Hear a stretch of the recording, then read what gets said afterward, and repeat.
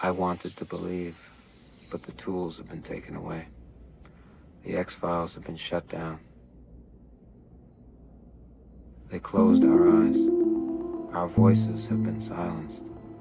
Our ears now deaf to the realms of extreme possibilities.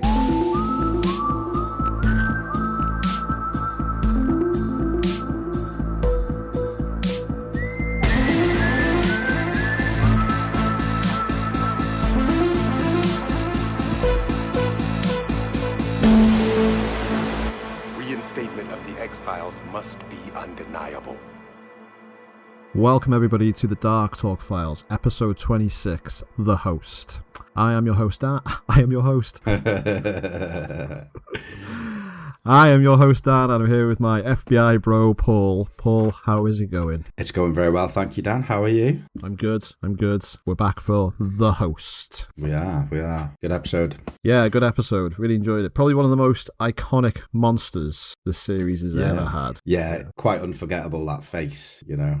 that iconic image of that face is just like, yeah, it's imprinted on my soul at this point. It's fucking gross, this monster is just like horrible. It's pretty. But we'll talk bad. about that. We'll talk about the monster. So we'll just crack on with the episode then. So, cold open, we are on a ship in the Atlantic Ocean, just off the coast of New Jersey. This is a Russian ship, and one of the junior crewmates, Dmitri, is given the unenviable task of cleaning out the ship's septic tank.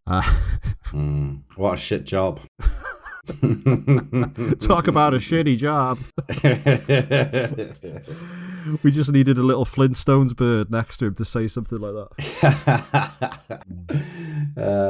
Do I reckon I could do this? Yeah. Clean out a shit, like a literal shit tank full of sailors' crap. I have a very, very weak sense of smell. Like, unbelievably weak. I can't smell much at all. Since COVID, I think, you know. But I've also had jobs, and I know you have, where you've had to deal with literal shit. So, yeah. Yeah. But I think I might draw the line at cleaning out an entire fucking tank or whatever. I don't even know what he's doing in there. He's just going in there for a swim or something, isn't it? Was it blocked or something? There was something wrong with it and he had to go in and fix it. I don't know. But you wouldn't be going in your fucking normal work clothes, would you? You'd be wearing a full hazmat suit or scuba gear or whatever. Oh, I don't know. You might. I wouldn't be going in, so. Right. So while Dimitri's in there, this creature from the Black Lagoon style arm just reaches out of the big fucking swimming pool of shit and pulls Dimitri into the shit tank, and he disappears, presumably drowning in a tank of shit and piss. And is this the worst fate anybody in the X-Files has suffered so far? Is there anything worse that's happened to anybody than drowning in a tank of shit? No, I don't think so, because it's like the way he gets his foot stuck as well. He's getting pulled in from one end, his foot's stuck the other end, he's drowning while being attacked, probably bitten and stuff as well. It's like, and he's in shit. He's like in literal shit. Yeah, I don't know, it's pretty bad. Like, pain-wise, not so much maybe, but experience-wise, yeah, it's pretty bad. Probably the worst. I mean, if that's how you're going to shuffle off this mortal coil, then it's not many worse ways to go. I mean, I could think of a few, like, you know, like getting beheaded or something like that, but this is up there. Yeah, it's bad. Yes, so back in DC, Mulder is still investigating these boring-ass fucks on the wire until he's relieved from his assignment by these two goons. They're like, Agent Mulder, Agent Skinner has reassigned you. This dude here, he's going to take over your boring-ass duty, and this dude is like, fuck yeah, I get to sit on my ass and do nothing and get paid. You get to sit there and listen to gossip. It'd be like that Malcolm in the Middle episode when he's in that jail. Is that the one where he's living in the supermarket? No, when he's in jail and there's all that drama going on, and he doesn't want to leave because he wants to know what's happening. I was thinking of the one where he discovers the man living in the supermarket, and the dude is like listening in on all the conversations, and he starts giving Malcolm dating advice. Fucking hell. I assume by the time this episode airs, the new series will be out, so I hope to God it is not terrible. Are you going to watch it? Yeah. Yeah, I fucking love Malcolm in the Middle, and hopefully they've kept the same tone and just not. Because a couple of years ago I watched the, I don't know if you ever watched it, the full Monty series that they made for Disney Plus. Fucking hell, he was choked on by coffee then. It was absolutely terrible. It was awful. Completely not the same humour as the film had. They just completely took the title and just the same characters and just did. Did you see the Snatch series that they brought out on Netflix? No, I never did. No. Stay away I can from imagine it though. at all costs. It's got Ron Weasley in it, Rupert Grint, who's not a bad actor, but fucking hell. It's like Grange Hill or something. It's fucking terrible. Do you know what I have on DVD? I have the Lock, Stock and Two Smoking Barrels TV series on DVD. I think that was my DVD. I think I gave that No, you didn't. I bought it brand new, like a couple of years ago, definitely. But I may have had your old one, yeah. But this one I've got now isn't yours. Yeah. I was in a HMV. God, remember them? And I bought it. Yeah, probably had it for about 10 years now. It's not bad though, is it? No, it's actually quite good. I saw that before I saw the film. It was on Channel 4 when I was a kid, and I was like, oh, this is well cool. And then I saw the film and just, yeah. Anyway, so Mulder's flown out to New Jersey, and he thinks this is punishment due because him and the local PD have to wade through the sewers to find a body, and Mulder sees the body, and he just loses his cool. Like, it takes a lot to make Mulder angry. He's very pissed off. He's like, send this body to A.D. Skinner. He's still on punishment duty, and his boss has just ordered him to wade through a river of shit, which is probably half true. I mean, Skinner he probably knows Mulder could solve this, but he's just given him the unpleasant task of going in the sewers. Well, we actually get another Mulder costume here, and I know it's only a slight alteration, but we get welly boots Mulder. Wellies Mulder. Yeah, Mulder's Wish Wellingtons. They could come. When we talk about his different attires, I think of him as like action figures, like collectibles. Yeah, I assumed you do as well. I do. But this would be like the new season's version. You can get this as an alternate. Or his new one comes with the wellies. I was gonna say, yeah, he comes with the wellies as an accessory. Yeah, that's cool. I like it. And every little action figure comes with a little piece of the Fluke Man. So like the Scully action figure comes with his arm, like the Skinner action figure comes with his leg, the Cigarette Man comes with the head, and you get the Fluke Man if you collect all the. God. I wish this was true. There's got to be some X-Files action figures out there somewhere. There has to be. Yeah, Mulder very pissed off with Skinner, leads to what is probably my favourite scene, one of my favourite scenes of the episode. So Skinner is in a meeting and Mulder storms up to his office door. He's like, let me in, let me see him. And the secretary's like, A.D. Skinner is busy. Skinner hears noise. He's like, what's all this, Agent Mulder? What's going on? And Mulder is just like not happy. He is like, I'm being put on these menial jobs. I'm you're wasting my time. And Skinner's like, listen, I'm busy. Mulder's like, no, you're not busy. You're going to talk to me right now. So Mulder marches into his office. He's in a meeting with all these big FBI bigwigs, and Mulder's face, he's like, oh, fuck, everyone's just heard me just doing that. Oh, God. I loved it. Yeah, it was very funny. Yeah. So Skinner basically dresses him down in front of everybody. He's like, perhaps you'd like to explain to me, Mulder, and everyone in the room why you think that solving a murder is a waste of your talents. Mulder's like very sheepishly explains.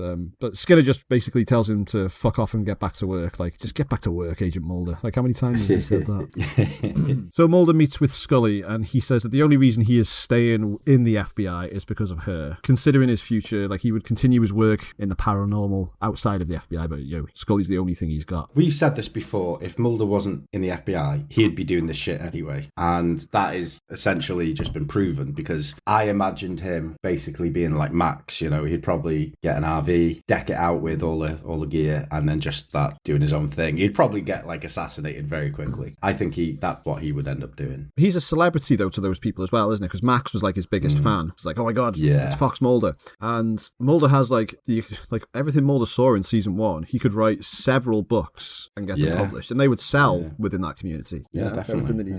Even if he just wrote the Myth Arc episodes, it would that would make a fascinating true story. Yeah, definitely. Yeah. So Scully offers to examine the sewer body as a favour to Mulder, and this body looks fucking gross. It is the body of Dmitri from the Russian freighter. From the shit tank on the Russian freighter. And while Scully's chopping it up and having a look around, she finds this parasitic worm crawling out of Dimitri's belly. This looks like a gob of spit. It looks like somebody's got and it's animated. Gross. I like it. I love a good parasite. To be fair, it looks so much better than the one from Ice. Those CGI 90s generated things. This is practical. This looks really gross. Yeah, there's a lot of gross out moments in this episode. Yeah, big time. It's good. So in Newark, there are 2 sanitation workers, and they are in the sewer removing a blockage, and one of them is dragged underwater and nearly killed, but his pal saves him. This dude is getting a medical exam after after what happened, because I can only imagine what kind of nasty ass bacteria and shit is lurking in that sewer. You know, like E. coli and fucking cholera and oh god. Even if I dipped my finger in that, right, I would have to like scrub my finger for like days and days before you touched anything with it or picked up any food. Imagine like dunking your whole self into it and then getting attacked by like what he thinks is a snake. Yeah. Toilet snake. Well, he keeps saying, doesn't he? He's like, I just need to get the taste out of my mouth, because like he's gulped down some of this shit. Probably had it in his gob, just all in his teeth, bits of shit in his teeth. And he's been like submerged as well, so like it's probably gone up his nose and in his eyes. You know, when you're like a teenager and you go down the river for the summer and jump in the river and it goes, and you jump wrong and it goes fucking flush up your nose instead of not up your nose, and you end up like it comes back out your mouth and that. It's like And he definitely swallowed some of it as well, because he must have like gulped some of it down. He might have sucked some up his asshole as well, you know, like an enema, just like one of those fishes that swims up your urethra was in there. Or if he's got like a little cut or a scratch and it stings quite a lot, you know. And it gets in his blood. Fuck it. Oh god. So yeah, the dude is being examined by the doctor, and he says, "Doc, I need to get this strange taste out my mouth." So he's got a strange wound on his back, which is like a bacterial infection, because he does say something bit him, and he thinks it might have been like a snake or something that was flushed down the toilet. But we learn later on it's the fluke man has bitten him, and it's infected him with a parasite. And do you think the strange taste in his mouth comes from the fact that he was in the sewer, or the fact that like the parasite's in him? Is that like an effect of the fluke man? I think it's just because he was in the sewer, right? So it cuts to him and he's brushing his teeth, which is just like Ace Ventura again. You know, I said in the last episode, Mulder's there with his Ace Ventura seeds. Only without the transphobia. Yeah, exactly. Yeah. But he's brushing his teeth, and then doesn't that like gooey fucking pasty coloured shit starts coming out of his mouth? So that's probably inside of him, and it's like that is probably causing the taste as well. So I think you're right on both ends there. Like, even if you did inhale a bunch of shitty water, the taste is going to be there, but this is coming from inside of him, isn't it? So it's coming out of his mouth, and that's probably Fucking hell, this is gross. So Mulder questions the dude as well, and he tells Mulder that he was attacked by something. While Mulder's in the office, he gets a mysterious phone call from an anonymous stranger, which says, "Mr. Mulder, you have a friend at the FBI." And we'll leave that there for now, because we'll talk more about this guy at a later date. But there is Mulder's got another source, it would appear. Ooh, I can't wait for him to turn up. Yeah, exciting. So Mulder goes to see Scully, who presents him with the worm taken from Dimitri's body, and explains that these worms cannot, this is Scully's words now, she says they cannot grow massive and attack people, Mulder, right? Although we know that they can, because we will see it in a bit later in the episode. She is right, she knows about this shit, and in the real world this can't happen. So yeah, she is right with what she's saying. Yeah, so there is no scientific evidence that these worms can grow to like Resident Evil style size and just like attack people. Well, she is wrong, but she's also not wrong in a way, because she hasn't seen the proof of it yet. Yeah, which she will in a bit. So the sanitary worker goes home, has a shower, tries to brush his teeth, like you said. He starts spitting up blood and choking, and he vomits out a fluke worm in the shower, which again, I felt like I was watching a David Cronenberg film here. Just all this like gross effects, like body horror. I was like, yeah, I love it. So Mulder visits the sewage works head office, and he gets a guided tour of a place where there's something blocking a pipe. So they're like, pipe blocked. They go and check. And they discover the gigantic fluke man trapped inside the sewer pipe, right? It's like stuck, and it's just like, with its shoulders hunched up, it's like looking at Mulder like, it's like, what the hell is this fucking thing? What do you think of the fluke man? I fucking love it. I think it's such a good like costume. And do you know who is playing the fluke man? I did, but tell me again, because I've forgotten. So it's Glenn Morgan's brother in real life. Is it? No, I didn't know that actually. Is it really? I think he's called like Jake Morgan or something like that. It'll probably be in the trivia later. But yeah, he's the guy playing him. And Darren Morgan, yeah. Oh, Darren, right. So I think he was in the costume for 20 hours. and he couldn't piss and he couldn't eat. Obviously, well, he could have slept. I don't know if he did. But it's iconic, though, and it's fucking gross. And, like, just look at how good practical effects are again. You know, like, if this was a TV show now, maybe half practical, half CG. But, like, that is a physical fucking thing that we are looking at, you know, that will never change. And it is, that practical effects just stand up so fucking much, and it's, like, so good. The design and everything, absolutely. And it's creepy and gross.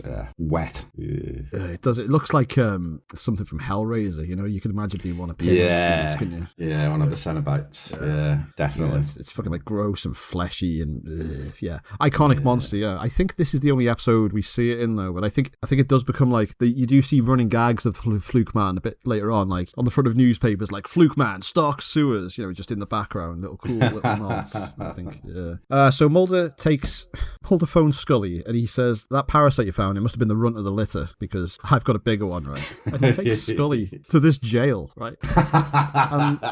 Right, the Fluke Man is in a cell. They call it the Fluke Man, but Mulder says that it's non-binary. It's got no reproductive organs, so we'll just call it the Fluke Man. And it's in the cell. Like, how the hell did they arrest this thing? Did they, like, read his rights to it or something? Like, I'm glad they didn't show it being locked up, because that would have looked fucking ridiculous. Imagine, like, Herb walking it, like, down it.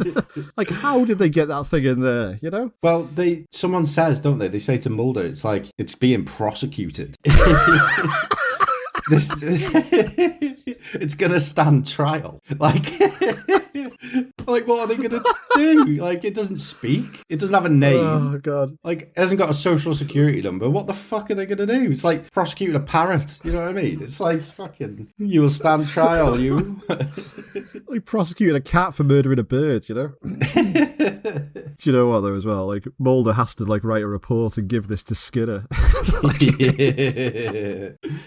has to, like, write a serious straight-laced report about what's happened, and he gives it to Skinner, and Skinner just looks so unimpressed. Like, he's just like, read this, he's like, and then he's just like, good work, Agent Mulder. And Mulder's like, what? What do you mean? We know everything, it's all gone through, and I am just marking your work of your report. Like, I'm checking that your report's good, you know? So, like, he's over all the supernatural shit, and he's literally just making sure he hasn't got any spelling mistakes, you know, writing anything that isn't true, and he's just done with it. It is a sort of supernatural paranormal creature, but it's a mutant, and that stuff happens in real life. Whereas it's not like Mulder saying, oh yeah, a ghost did it or a werewolf did it. He's saying, like, this is like a mutated creature. So it's kind of believable that Skinner would believe this, you know? Yeah, we don't find that out until, like, the end, though, do we? A bit later on. Well, Skinner does compliment him on his good work here, which then he just basically says that this dude's like a psycho or something like that. So they want to transfer the Fluke Man to a psychiatric institution, which again is just, like, utterly ridiculous. So they're going to put it in like a white outfit and, like, white shoes and, like, a straitjacket. Like, what? Where are they? How are they going to, like, house this thing? You know, take it to fucking Arkham Asylum, put it with the crocodile, and kill a croc. Yeah. Kill a croc. That's the one. Skinner does lament the loss of the X-Files. He says because Mulder says something like, if this was an X-File, I'd have solved it. And Skinner is like, I'm only following orders. You know, he's like, yeah, you're right, you would have done, because you did some good work. Slowly getting a baby face turn for Skinner. You know, he's not a bad guy like the others. From what I took of that is that he is essentially telling Mulder that it wasn't his choice to close the X-Files, and he doesn't look at Mulder, so he keeps his head down, and he's just like, he doesn't want to give him that eye contact because they might have a thing if they look at each other. So Mulder's staring at him for a while, having that moment of realization where he's like, holy shit, Skinner's not the bad guy, he's not the one who's doing this. He's been given orders. Skinner's just carrying on writing or whatever with his head down. He's like essentially just told Mulder that it wasn't me. So, like, as you say, face turn from Skinner right there. Really good dynamic between the two of them as well. I think he was brought in just to be like somebody to shout at Mulder and just like, you know, be one of those generic bad guy bosses. Yeah. But Mitch Pileggi's so good. Yeah, he is. The straight man to Mulder's crazy antics and all that. Yeah. Right. So the U.S. Marshals about to transfer the Fluke Man to this institution in the back of this ambulance, and it breaks free from its restraints, right? And I've got to wonder, why did they send one single driver with this thing, right? There's no armed guard. This thing has killed someone, right? There's no guards in the back with it. There's just one single driver. Like, I thought this was an ambulance and that was a paramedic until he pulled out a shotgun. I was like, what? Paramedics are armed in the United States, you know? And then Hey, when he gotta be. walked out, I could see that it said Marshalls. I was like, right. But it felt like reminiscent of Rob Zombie's Halloween 2, you know, like when they're transporting. Yeah. As they were driving, I was like, something's like they're gonna hit a cow here, and he's gonna escape. You know. I think it is an ambulance, like just a US Marshal. They must have ambulances in the US Marshal Service, I'm sure. Yeah, of course, yeah. Yeah, so the Fluke Man gets the drop on this dude and kills him, but we don't see how. We just hear screams and shots fired. And then the Fluke Man then escapes back into the sewer system by hiding in a portaloo. And then it waits for the septic tank dude driving the truck to, like, empty the shitbox. It sucks it up. Like, the image of the tube with this, like, you know, like in a cartoon when a snake eats someone whole and you've got a big lump inside the snake. You've got the Fluke Man travelling through this tube. Very funny. Yeah, it's good. Mulder gets a second call from his mysterious new contact who urges him to solve this case as quick as he can because they, quote unquote, need the X-Files reopened. So Mulder's been told, do this and the X-Files will be reopened. Yeah. So yeah, Mulder using his savvy, that brain of his, he realises that the Fluke Man has escaped into the sewage truck. So he goes back to the shit factory to wait for the Fluke Man to be dumped.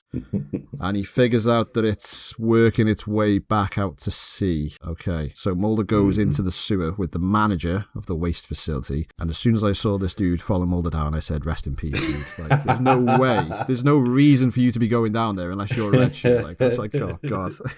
I know. I felt dead sorry for this guy because I felt the same way. And he was nice to Mulder, you know, we don't get that very often. And you'll probably talk about it in a minute, but there's something that he does and says that just made my heart go, you know. I just felt so sorry for him. I've told you about this before. I've had this thing my whole life where I just feel sorry for people, like random people for almost no reason, fictional characters, and it fucking really hurts me. And like when I was in primary school, I couldn't go to school sometimes because I used to be like worrying so much about people. But I got the same feeling from this guy again, and I was like, my heart. You know?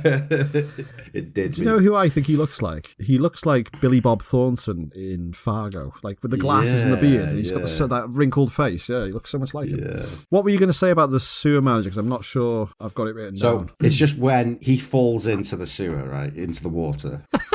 And Mulder's like, we need help down here. And like the guy re-emerges and he stands up and he just goes, God damn it. And he's soaking wet and he just sort of like flicks the water off him. And it's just when he says, God damn it, I was just like, I was like, oh, I need to help him. I need him to be okay. And then I just knew he wasn't going to be. So he does live though, right? Does he? I thought he does, yeah. Oh, he does. Yeah, he does. Yeah, he does live. Yeah, I thought so. Yeah. So yeah, when I said he was a red shirt, I was actually wrong. But yeah, so basically he falls into the sewer after pulling this lever. He slips and falls in. He's attacked by the Fluke Man and he's dragged away. So Mulder goes back in for him, and through sheer luck, the guy just comes back up. And then the Fluke Man tries to crawl through an escape tunnel, but Mulder just drops this door on it, which cleaves it straight into like legs and torso, seemingly killing it. So I don't know, is that the end of the Fluke Man? Well, we'll talk about that at the end. We get that last little stinger, don't we?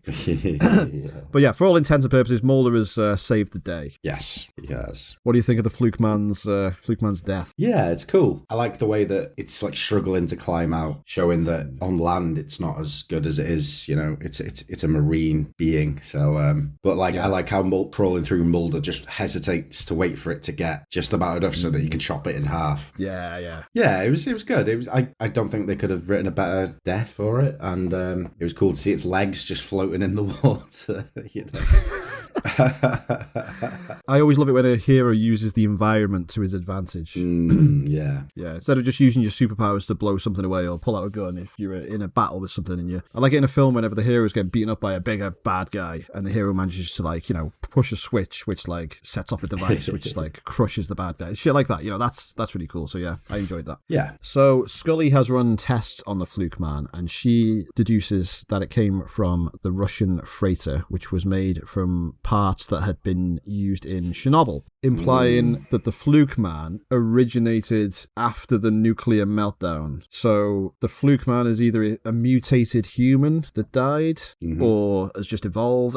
They leave it kind of ambiguous to what it even is, but yeah, it's a mutant from Russia, basically. I would like to think it was a human with a flatworm inside of it, and they both got mutated. Like the fly, like they both got mutated and turned into that, like new species, mutated species. Yeah, and then it's got on the Russian ship, and then it's ended up up in New Jersey. Yeah. Yeah, so the episode closes on a slow zoom into the sewer where we see the upper torso of the Fluke Man, and guess what? It is still alive. It opens its eyes in a classic horror stinger. Like, there we go.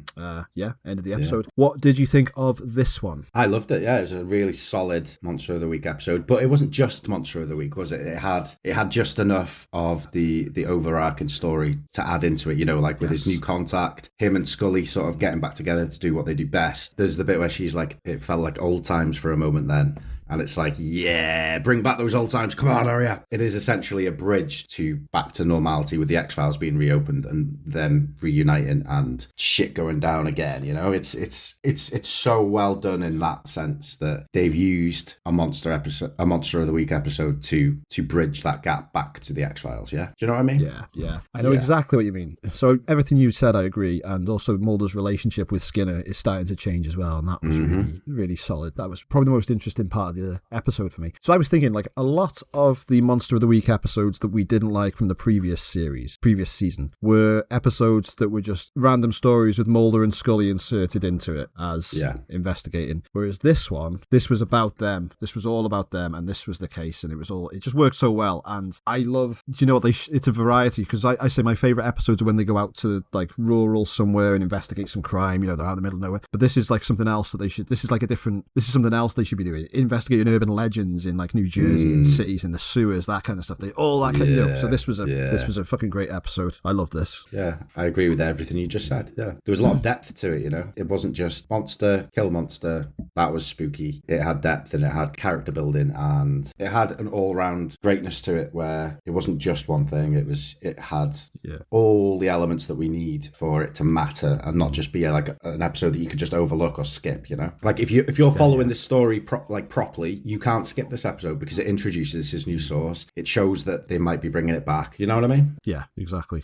So, you know, it depends what you think what you consider a myth arc episode. Because is a myth arc episode just with aliens, or would this be a myth arc episode because it introduces characters that are central to that? It introduces X. I mean, we don't meet him properly yet, but, like, again, Mulder and Skinner's relationship is changing, and that's essential to the myth arc. So this is one of those, like, conduit level myth arc episodes where it's not officially, but it is. Yeah. Okay, yeah, very good. Have you got any trivia for us about this episode? Well, yes, I do, Dan. Play the jingle.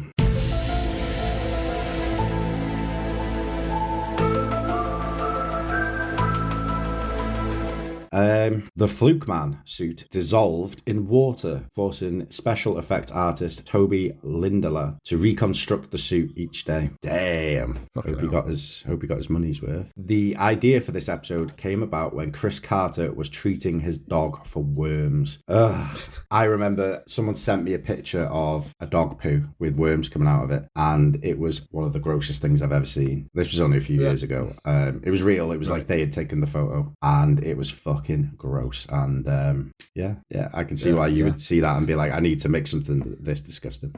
While Scully reads the newspaper left under her door, a news article is briefly seen announcing the death of Nirvana lead singer Kurt Cobain. Kurt Cobain's death occurred earlier that year. It was done, yeah. The look of the Fluke Man appears to be strongly based on a birth defect known as Harlequin type ichthyosis. I don't know how to say that. Have you seen this before? Do you know what I'm talking about? Well, yeah, I have seen it, but my only real knowledge from it comes from that Mortal Kombat trailer.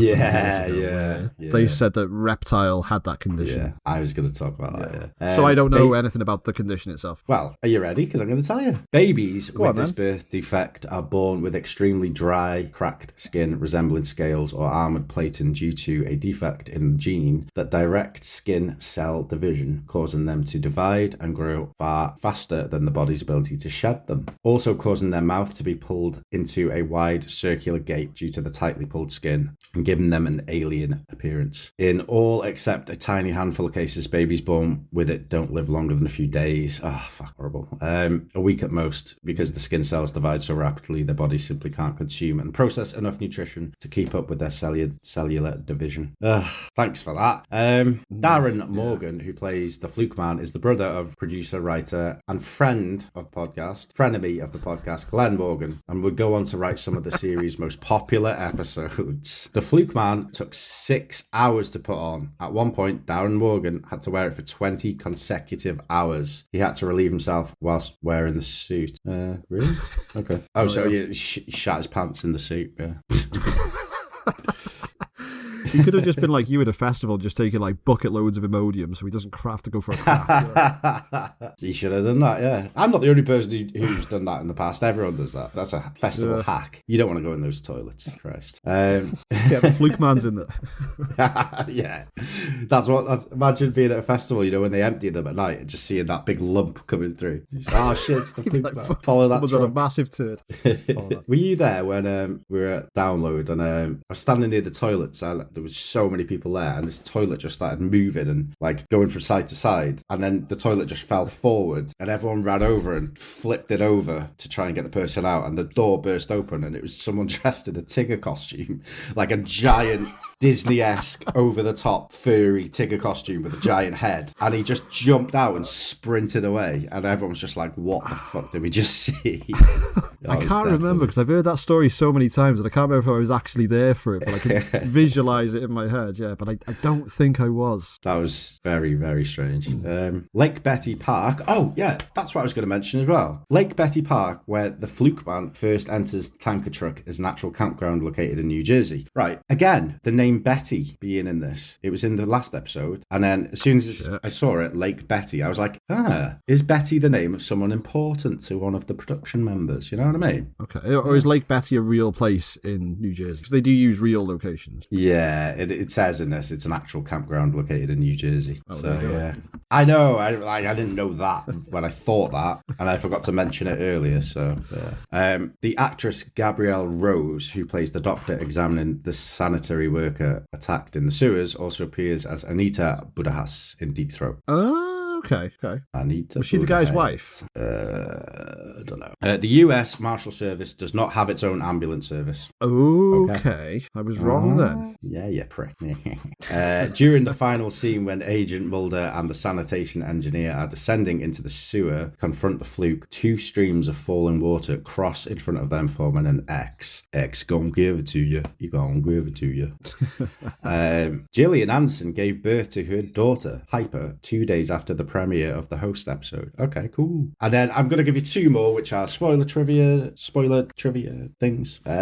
Natalia Nogulich, sorry for pronouncing your name incorrectly, was originally cast as X. The part would eventually go to Stephen Williams, who would make his first appearance in the episode Sleepless in 1994. Can't wait for Stephen Williams. I fucking love him so much. I've heard you're in love with him. Yeah, you heard right. So thank you for that trivia, Paul. Do you have a spooky story this week? So I do have something. It's not a spooky story, but it's about obligate endoparasites. So obligate endoparasites. Can't wait to listen to this. Stop me if it gets too much, Dan. I know you're a sensitive soul. Obligate endoparasites are organisms that must live inside a host's body to complete their entire life cycle, relying on it for survival, nourishment, and reproduction, unable to live or reproduce independently. Unlike facultative parasites, which can live freely or parasitically, examples include the malaria parasite, Plasmodium, tapeworms, and viruses, which depend entirely on host cells or tissue for resources, often having lost key metabolic functions due to this dependency. So I'll tell you what, I'll leave it there because it's not interesting unless you really like this kind of stuff. And there's so much information that I don't know where I can pick out stuff that's actually kind of like listenable. I'll leave it there. And if anybody wants to, just look up the flatworm on Wikipedia and give yourself a treat and give yourself an hour to read all this shit, because it's highly interesting. I am a fan of parasites in the terms of like what they do and how they live and like how gross they are. But I don't think people want to hear me read about it out loud. So there's got to be a couple of YouTube videos out there that are showing yeah. gory detail. There is a picture of two Turbolarians that are mating by penis fencing. Each has two penises, the white spikes on the other sides of their heads. So, yeah, they have two cocks on their heads, these tiny little Turbolarians. Is that an Olympic sport? Penis fencing? Penis fencing, yeah. And I believe they have one micro penis fencing as well, because I think you were going to go in that way, Dad. I was waiting for that one. I got it in before you got it in, so. Right. Thank you, everybody, for listening. Please leave us a rating or review if you enjoyed this episode. You can get in touch with us on Blue Sky at dark-talk.uk. We will see you next time for episode 3 of season 2, Blood. Do you remember that one, Paul? Yeah, I don't know. I think you will when you see it. Quite a distinctive episode. Let me have a quick little flick. Is it a vampire episode, Ben Chow? No. I don't remember it right now, but I'm sure I will when we get to it. So, yeah. Okay, we'll see you next time. Thank you, everybody, for listening. Goodbye and good night. Goodbye.